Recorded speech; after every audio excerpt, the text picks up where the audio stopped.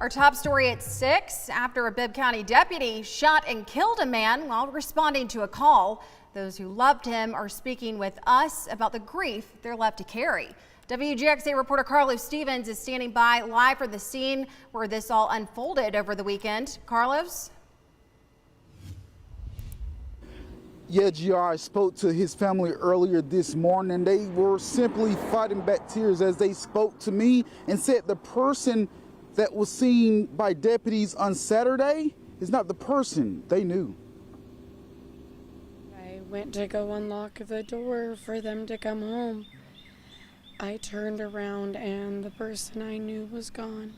Joshua Epps was shot and killed by a Bibb County deputy over the weekend. According to authorities, deputies were dispatched at 8:43 p.m. Saturday to the 5800 block of Bloomfield Road after a call reported a person had been cut. Deputies responded to the residence and found a 51-year-old man who had allegedly been attacked by a 35-year-old man they say was armed with scissors. He was identified as Joshua Epps of Macon. According to the GBI, a deputy gave Epps verbal commands, but he did not comply and instead moved toward the deputy at a fast pace.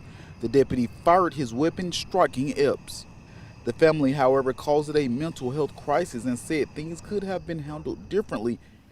He got out and his finger was already on that trigger and his hand was already right here when he got around his vehicle. Emergency responders arrived at the scene and rendered aid before transporting Epps to a local medical facility. Medical staff said Epps died at the hospital from his injuries. The deputy has been placed on administrative leave pending the outcome of the GBI investigation. We asked Sheriff David Davis about the protocol when someone charges at a deputy while we were on scene Saturday night. Well, the deputy's got to do what he has to do to protect himself in any type of threat. One family member says she watched the incident unfold on her home security camera while she was traveling. She said she heard the gunshots but didn't know who they were for. She says the Epps she knew isn't the person some have portrayed him to be. He was a beautiful son to Alice in Alabama, a brother, an uncle, a nephew. He loved everybody he came across. He'd give you everything off his bat.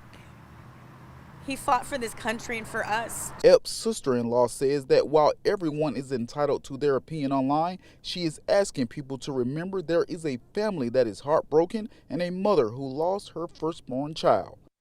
And all of these negative comments about him saying that, you know, they're making it out to be that he was another stereotypical black man who was a criminal and who was violent.